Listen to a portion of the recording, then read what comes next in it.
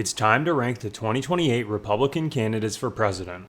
I'll be honest with this one right off the bat, this is going to be a real challenge for me, but we're doing it anyway. Welcome back to Stickman Talks, everyone. If you've been around this channel for a while, you may remember that I've done 2 tier list videos that ranked potential 2028 Democratic presidential candidates. And while I will probably continue to update that list as we get closer to election day, I figured it was time to give the other side some love, because the Republican side of the 2028 race is also going to be very fascinating, and I haven't seen it talked about as much. Before we get into it, let me quickly go over the ground rules. Just like with my Democratic tier lists, the placement of these candidates is not based on my personal political preferences. I want to be really clear about that. Instead, it's based on 2 things: how likely I think each candidate is to win a Republican primary, and how likely I think they are to win a general election against whoever the Democrats put up in 2028. That's our guide today. And before you ask, no, Donald Trump is not on this list. The 22nd Amendment explicitly says he can't run again, so we're not even going to go there. Another thing to keep in mind, I'm a stickman talking about politics. That means I don't take myself super seriously, and I like to have fun with this. I have the same amount of voting power as you do. Just keep that in mind before you start angrily typing in the comments. And finally, before we dive in, if you enjoyed today's video or learned something new, please feel free to hit that like button and subscribe. Additionally, if you want to support the channel on top of that, feel free to become a channel member. It's totally optional, but helps the channel immensely. Alright, let's get into it, starting from the bottom and working our way up. The D tier of Republican candidates. Much like my last Democratic tier list, I didn't want to be super mean and put anyone in an F tier, though it could definitely be argued for some of these names. These are the candidates who right now just don't have a realistic path to the Republican nomination, and in most cases wouldn't fare well in a general election either. Let's jump in. First up in the D tier is Josh Hawley, the senator from Missouri. Hawley is someone who I think has an interesting political brand overall. He's built his career around economic populism, skepticism of big tech, and he has a pretty consistent anti-establishment message. The problem is that he's essentially polling at 0 in every 2028 survey I've come across. He has no real donor infrastructure to speak of, and the image of him raising his fist in solidarity with the January 6th crowd before fleeing the Capitol has become one of the more memorable photographs of this entire political era, and not in a way that's going to help him in a general election. That's why he's in D tier. Next up, we've got Tim Scott, the senator from South Carolina. Scott ran for president in 2024, dropped out relatively early, endorsed Trump, and has spent most of the time since then being a loyal member of the Republican Senate caucus without doing a whole lot to build a national presidential profile. There's nothing super wrong with Tim Scott as a political candidate, but he's never generated the kind of grassroots excitement that will win Republican primaries in the post-Trump era, and his 2024 campaign gave no real indication that a second run would be any different. He's polling at essentially 0 across the board right now, and I just don't see a path for him. Moving on, we've got Kristi Noem, who 2 or 3 years ago was pretty frequently mentioned in the same breath as some of the top tier Republican presidential contenders. She was the governor of South Dakota, she had a strong relationship with Trump, she was a consistent Fox News presence, and she seemed to have a real political future ahead of her. And then she legitimately decided, this is a real thing, to publish a book in which she described shooting her 14-month-old dog because it was difficult to train, and her political trajectory has never really recovered from that. Yes, she was the head of the Department of Homeland Security, but she eventually was forced out of that role by Trump, and is now serving as something called the Special Envoy for the Shield of the Americas, which is not exactly a traditional launching pad for a presidential campaign. She's at 1 to 4% in polls right now, and I just don't see a path back for her. After Noem, we've got Sarah Huckabee Sanders, the governor of Arkansas, and someone who has the Trump connection given her years as his White House press secretary. She's maintained pretty solid approval ratings in the state of Arkansas, but the issue is that Arkansas is a deeply red state with a small population, and being a popular Republican governor there doesn't really translate into the kind of national profile you need to compete in a modern presidential primary. She's polling anywhere in the 1 to 8% range depending on the survey. She doesn't have any real national infrastructure, and it's basically impossible to see what her path to the nomination looks like beyond hoping that everyone ahead of her decides not to run. 2 more to go here. Up next is Greg Abbott, the governor of Texas, who has been in that office since 2015 and has built a legitimate record on the issues that matter most to Republican primary voters, like border security and immigration enforcement. He's the governor of the 2nd largest state in the country, which is nothing to brush off. However, he currently doesn't register in 2028 polling at the national level in any meaningful way, and there's no real sign he's building any kind of infrastructure for a presidential run. Being a popular Republican governor in Texas in 2026 is kind of expected, and Abbott hasn't done the work to translate that into a national profile that would allow him to compete at this level. And finally, to round out at the D tier, we've got Pete Hegseth, the Secretary of War, formerly known as the Secretary of Defense. Hegseth's name comes up in 2028 speculation mainly because of the profile he's built as one of Trump's most visible and loyal cabinet members. And I'll give him this, he's at least consistent in his beliefs. With that being said though, he has never held elected office. His confirmation as the Secretary of Defense was very controversial and barely got through, and the idea of him as a serious presidential contender is pretty much just a thought experiment at this point rather than a realistic possibility. I'm more than comfortable with putting him in D tier, and if I was meaner, he'd probably be lower. With those candidates out of the way though, let's move into the C tier. The C tier of Republican candidates. Alright, we're moving up to the C tier, and this is where things start to get a little more interesting, because these are candidates who have some legitimate things going for them but face real obstacles that make it hard to see a clear path to the nomination. It's also a surprisingly small tier in terms of total candidates in my opinion, with just 3 occupying this space. Let's get into it. First up is Tulsi Gabbard. Gabbard is one of the more fascinating political figures on this entire list because her journey over the last several years has been unlike almost anyone else in American politics. She started out as a progressive Democrat, represented Hawaii in Congress for 8 years, ran for president in 2020, left the Democratic Party in 2022, calling it an elitist cabal of warmongers, became a Republican, endorsed Trump, and ended up serving as his Director of National Intelligence before departing that role in 2026. Her name has come up pretty consistently in 2028 speculation, and you can understand why. She has a real following, she's a compelling communicator, and she represents an interesting lane of anti-interventionist, anti-establishment politics that doesn't fit neatly into either party's traditional framework. The problem is that her political identity is so hard to pin down at this point that it's genuinely unclear who her base actually is in a Republican primary. Is she MAGA enough for Trump's base? Is she hawkish enough on foreign policy for traditional Republicans? Those are questions that don't really have clear answers, and that's why she's in C tier for me. Next up is Byron Donalds, the congressman from Florida, and someone who is going to be a much bigger name in Republican politics over the next several years than he is right now. Donalds is 47 years old, he's a black conservative in a party that is actively trying to expand its appeal beyond its traditional base. He has a strong relationship with Trump, and he was actually floated as a potential Speaker of the House during the chaotic Speaker elections in 2023. He's currently running for governor of Florida with Trump's endorsement, and if he wins that race in November, he's going to be one of the most talked about Republicans in the country heading into the 2028 cycle. The reason he's in C tier right now and not higher is pretty simple though. He doesn't have a national profile yet that would allow him to compete with the top tier of this field, and the Florida governor's race comes with its own complications, including the fact that Ron DeSantis has been actively working against him despite both being Trump allies. But keep an eye on him because if he wins in November, this placement might look very different in a year or so. Finally in the C tier, we've got Elise Stefanik, the congresswoman from New York and current House Republican Conference Chair. Stefanik has done about as good a job as anyone in the Republican Party of reinventing herself over the last decade. She started out as a relatively moderate Republican from upstate New York and has moved steadily rightward to become one of the most reliable Trump allies in the House, including her prominent role in defending Trump during his first impeachment proceedings. She knows what she's doing, she's disciplined, she's a good communicator, and she has real institutional relationships within the party. The problem is she registers at less than 1% in virtually every 2028 poll and even in prediction markets, and it's hard to identify what her specific lane to a nomination may be in a field that could include both JD Vance and Marco Rubio, who we'll talk about later. She's currently in C tier, but she's probably the most likely of these three who could move into B tier if the field shakes out in a way that creates an opening for her. Speaking of the B tier, it's time to dive into that. The B tier of Republican candidates. This is where the candidates start to have some legitimate cases for why they could be president, alongside equally a few reasons why they probably won't be. First up is Ron DeSantis, and to be completely honest, if I was making this list 3 years ago, this guy would have been way higher. He was the governor of the third largest state in the country, he had just won re-election by nearly 20 points, he was leading Trump in some 2024 polls, and a lot of people thought he was the future of the Republican Party. But then came his 2024 presidential campaign and he collapsed in spectacular fashion. He dropped out in January 2024 before a single vote was cast, endorsing Trump after months of awkward positioning and a campaign that never really figured out how to deal with Trump directly. He went back to being governor, and the time since then has not been particularly kind to him either. He's had a very public feud with the Florida legislature, there's been ongoing controversy around a charity tied to his wife Casey, and as I've already mentioned, he's been actively working against Byron Donalds in the Florida governor's race, which has put him at odds with both Trump and the MAGA base at the same time. DeSantis is polling somewhere between 5 and 9% in most 2028 surveys, and his path to the nomination essentially requires Vance to stumble badly or choose not to run. That said, he's still the governor of Florida, he's still a talented politician on his best days, and you can't write off someone with his profile. He's a B, but he's a low B, maybe a B-.